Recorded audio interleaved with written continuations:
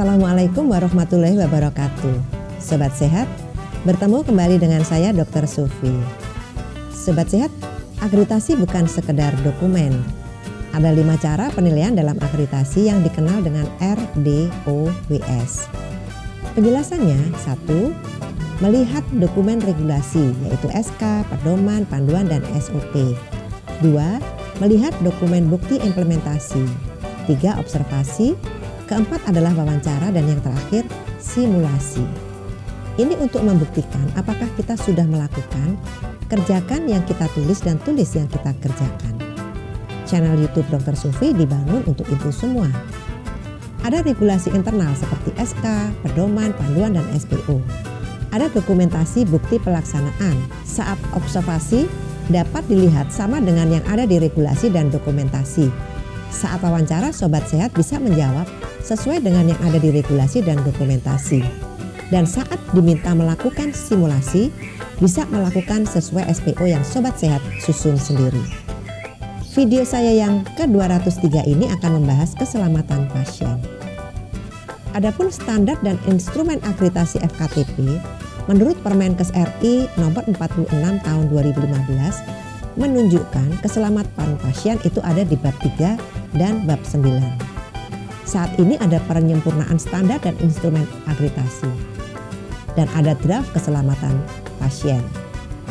Ada pada standar 3.1 kriteria 311 dan standar 91 kriteria 911, 912, 913, 921, 931, 932, 933, 941, dan 942 serta 943 dan 944.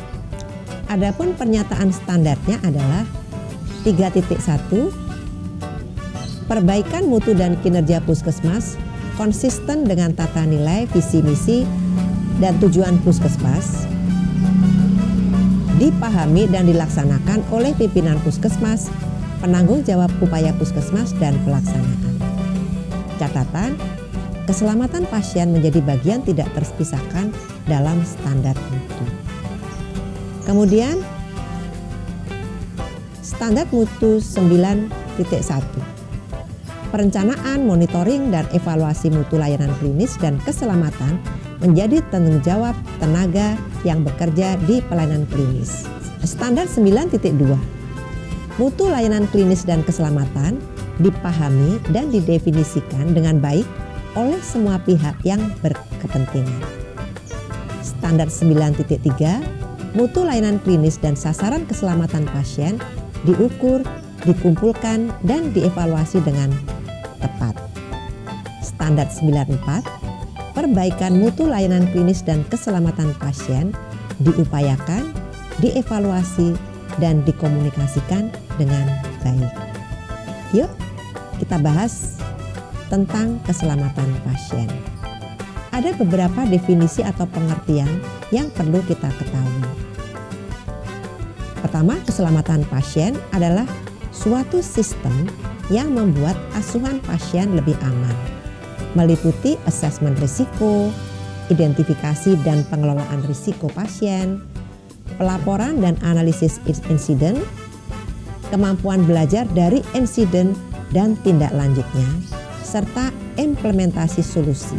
Itu semua untuk meminimalkan timbulnya risiko dan mencegah terjadinya cedera yang disebabkan oleh pertama, kesalahan akibat melaksanakan suatu tindakan, atau yang kedua, tidak mengambil tindakan yang seharusnya diambil.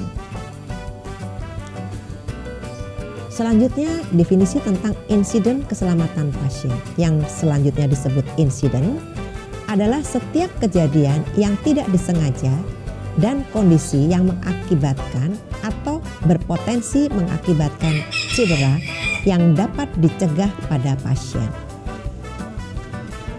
Tujuan pengaturan keselamatan pasien itu untuk meningkatkan mutu pelayanan fasilitas pelayanan kesehatan melalui penerapan manajemen risiko dalam seluruh aspek pelayanan yang disediakan oleh fasilitas pelayanan kesehatan.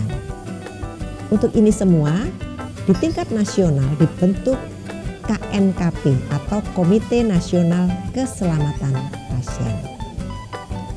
Sobat Sehat, bagaimana penyelenggaraan keselamatan pasien di Pasienkes? Ada standar, 7 langkah menuju, dan sasaran keselamatan pasien. Setiap Pasienkes harus menyelenggarakan keselamatan pasien melalui sistem pelayanan dengan menerapkan 7 standar keselamatan pasien, 7 langkah keselamatan pasien, dan 6 sasaran keselamatan pasien. Kita akan bahas satu persatu. Pertama, 7 standar keselamatan pasien, meliputi standar 1. Hak pasien, 2. Pendidikan bagi pasien dan keluarga, 3. Keselamatan pasien dalam kesinambungan pelayanan, 4. Penggunaan metode peningkatan kinerja untuk melakukan evaluasi dan peningkatan keselamatan pasien, 5. Peran kepemimpinan dalam meningkatkan keselamatan pasien, 6. Pendidikan bagi staf tentang keselamatan pasien, dan 7. Komunikasi merupakan kunci bagi staf untuk mencapai keselamatan pasien. Kedua, 7 langkah keselamatan pasien, meliputi 1. Membangun kesadaran akan nilai keselamatan pasien, 2. Memimpin dan mendukung staf, 3. Mengintegrasikan aktivitas pengelolaan risiko, 4.